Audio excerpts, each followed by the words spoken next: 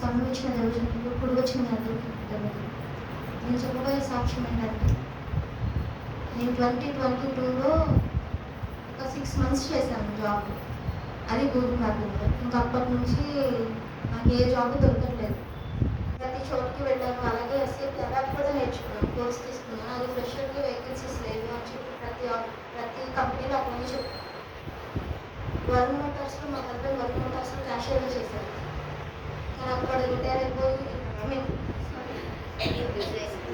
Resign ఇచ్చేసి బెంజ్లో join అయ్యారు. తర్వాత వరుణ్ మోటార్స్లోనే వేకెన్సీస్ ఉన్నాయి అకౌంటెంట్గా అని చెప్పి నన్ను తీసుకున్నారు. జాయినింగ్ ప్రాసెస్ మొత్తం అయిపోయింది. సర్టిఫికేట్ కూడా సబ్మిట్ చేశాను. 2 months అయిపోయింది, 3 months అయిపోయింది. వాళ్ళు నాకు కాల్ చేయట్లేదు. నేను కాల్ చేసిన వాళ్ళు రిప్లై ఇవ్వట్లేదు. ఇది సరే ఇట్లా అవ్వలే అని చెప్పి ఇంకా నౌకరీలో ప్రతి దానికి అప్లై చేస్తున్నాను. ప్రతిదీ వస్తుంది. ఇంటర్వ్యూ సెలెక్ట్ అవుతున్నాను. కానీ కోకాపేట ఒకటి, పరేడ్ గ్రౌండ్ అని చెప్పి నాకు చాలా దూరం అయిపోతుంది. దాని తగ్గట్టు మన ఆరోగ్య పరిస్థితి కూడా అంతంత మాత్రమే. కాసేపు వెంట తిరిగితే మైగ్రేన్ పెయిన్ వస్తుంది. ఎక్కడ పడితే అక్కడ పడిపోతాను. నా పరిస్థితి ఏంటంటే నాకేం అర్థం కావట్లేదు అని చెప్పి లాస్ట్ సండే కాదు, బిఫోర్ లాస్ట్ సండే ఆరాధనలో ఏడ్చుకొని, ఒకటి ఇస్తావా జాబ్ ఇవ్వు, లేదంటే నన్ను తీసేసుకోను.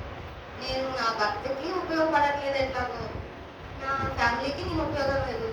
ప్రార్థన విషయంలో అంటావా, నేను అసలు నేను లెక్కే చేయట్లేదు. నాకేమవుతుందో నాకైతే అర్థం కావట్లేదు. చచ్చిపోవాలనిపిస్తుంది ప్రభు అని చెప్పి ఏడ్చుకుంటూ ప్రే చేసుకున్నాను. ఆ తర్వాత ఇంటర్వ్యూ కాల్స్ ఏం రాలేదు, ఒక్కటే వచ్చింది. నేను ఇది వస్తే వస్తారు, లేకపోతే లేదు. ప్రాణం మొత్తం నీ మీద వేసాను, నువ్వేం చేస్తావు నాకు తెలియదు అనుకుని ప్రే చేసుకుని వెళ్ళాను.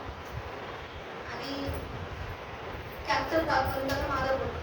దాంట్లో మ్యాక్సిమం సేఆర్సీ లిమిటెడ్ అని చెప్పి ఒక కంపెనీ ఉంది. అది బ్యాంకులో రిటైర్ అయిన పర్సన్స్, బ్యాంక్ మేనేజర్స్ అందరూ ఉన్నారు దాంట్లో. ఆ కంపెనీ చూస్తే చాలా పాజిటివ్ ఉంది, మంచిగా ఉంది.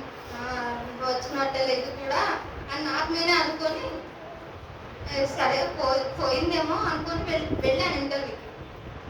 వాళ్ళని చూస్తే ఏమో సార్ చాలా డిగ్నిటీగా మంచిగా ఉన్నారు. నేనేమో ఎర్రముఖం దానిలాగా ఇంకొకండి నూనె పెట్టుకొని కాటన్ డ్రెస్ వేసుకొని వెళ్ళాను. చూసిన వాళ్ళందరూ అట్లాగే చూస్తున్నారు. నేను అర్థమైపోయింది నాకు రాదులేదు, పోతులే అనుకున్నాను. వెళ్ళాను. సార్స్ నలుగురు ఉన్నారు. వాళ్ళు నలుగురు రిటైర్ ఆఫీసర్సే. ఇంగ్లీష్లో మాట్లాడతామంట, ఇంగ్లీష్ కూడా రాదు. అంటే వెళ్ళే అంటున్నాను. ఫస్ట్ అడిగిన క్వశ్చన్, ఆంధ్రప్రదేశ్లో ఏం లేనట్టు ఇక్కడికి వచ్చావు అని అడిగారు. అడిగిన అమ్మాయి తెలుగులోనే మాట్లాడుతున్నానులే అన్న తర్వాత ప్రతిదానికి సమాధానం చెప్తున్నా. నేనేదో వాళ్ళు చిన్న చిన్న ఆఫీసర్స్ ఏమోలే అనుకున్నాను. టీవీలో చూస్తే వాళ్ళు బ్యాక్గ్రౌండ్ చెప్పేసి, వర్క్ చెప్పేసి, నేను ఒక్క మాట అడగలేదు, వాళ్ళు ఒక్క క్వశ్చన్ చేయలేదని నేను వాళ్ళకి ఒక్క సమాధానం చెప్పలేదు.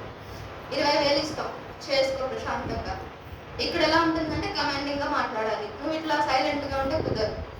చేసుకుంటావా మానేస్తావా, ఇది కూడా అది అని చెప్పి మాట్లాడితే నాకు నోట్లో నుంచి మాటలు రాలే, కళ్ళకి నీళ్ళు వచ్చేస్తాయి.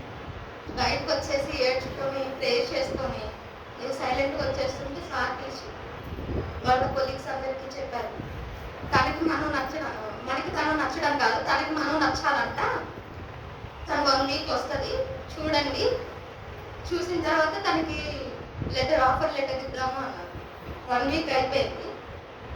ఏంటంటే వీళ్ళు మనం తీసుకుంటారా తీసుకోరా, 1 week నుంచి వస్తున్నాను పిచ్చిదానిలాగా, వీళ్ళు ఏ విషయం చెప్పట్లేదు అనుకున్నాను. నేను సాక్ష్యం చెప్పాలనుకుంటున్నాను, నువ్వేం చేస్తావు నాకు తెలీదు అనుకున్నాను. నిన్న హాలిడే, బ్యాంకు హాలిడేస్ వాడు. నిన్న హాలిడే, లాస్ట్ డే ఫ్రైడేనే, ఇంకా వర్కింగ్ డే.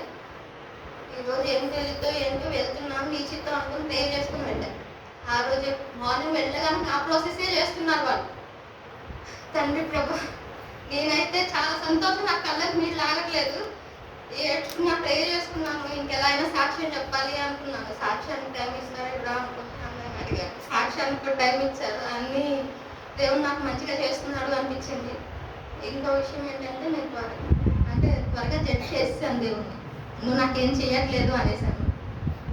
నన్ను క్షమించు ప్రభు. ఈ చిన్న సాక్ష్యం దేవుడు దీవించుకున్నాను.